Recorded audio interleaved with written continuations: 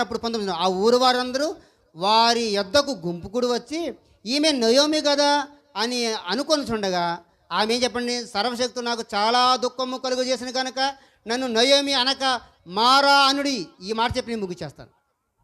ఏం చెప్పండి, ఏమన్నారు? ఇప్పుడు ఊర్లోకి వచ్చింది ఈ నయోమి అంటే అత్తగారు. ఎక్కడికొచ్చింది? బెత్లెహేముకు వచ్చింది. బెత్లెహేమ్ అంటే ఏంటి? రొట్టెలీళ్ళు, దేవుని గృహము. దేవుని గృహం రొట్టెలీలేటువంటి ఆ గృహం దగ్గరికి వచ్చినప్పుడు, ఆ ప్రాంతానికి వచ్చినప్పుడు, ఆ పట్టణానికి వచ్చినప్పుడు ఊరు వారందరూ కూడా చూసి నయోమిని ఏంటేంటి నువ్వు మరలా ఇక్కడికి వచ్చావు అన్నప్పుడు ఆమె ఏమిటంటే, నన్ను నయోమని పిలవద్దు. చెప్పండి, నన్ను నయోమని పిలవద్దు, మారా అని పిలవండి అని అన్నారు. అంటే అర్థం ఏంటి? నయోమి అంటే మధురము, మారా అంటే చేదు. కింద మనకు పుట్టినట్లు ఉంది. నయోమి అంటే అర్థం చెప్పండి, మధురము. నయోమి అనే పేరుకు అర్థం అంటే మధురము. ఆమె జీవితము మధురంగా ఉంది, కానీ ఏమైంది చెప్పండి? మారాగా మారిపోయింది. అంటే చేదుగా మారిపోయింది. ఎందుకు మారింది అని నేను చెప్తాను చూడండి. ఇప్పుడు ఆమె ఎక్కడ ఉండాలి? వాస్తవానికి బెత్లెహేములో ఉండాలి.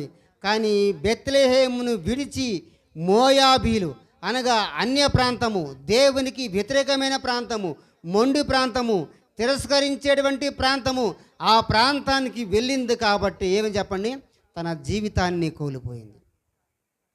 దేవుణ్ణి విడిచిపెట్టింది కాబట్టి ఏమని చెప్పండి, తన జీవితంలో తన భర్తను, కుమారుని కూడా పోగొట్టుకుంది.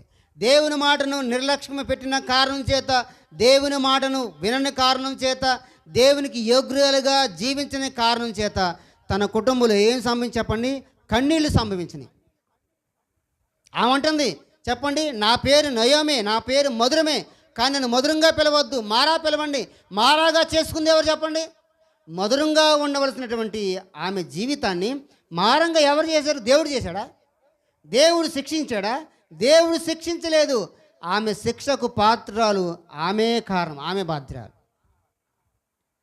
ఎందుకనంటే దేవుణ్ణి విడిచిపెట్టి, దేవుని మందిరాన్ని విడిచిపెట్టి, దేవుని సంఘాన్ని విడిచిపెట్టి, రొట్టెల గృహాన్ని విడిచిపెట్టి మోయాబు ప్రాంతంకి వెళ్ళిపోయింది. అందుకు కారణంగా చెప్పండి, ఇలేమేకు చనిపోయాడు.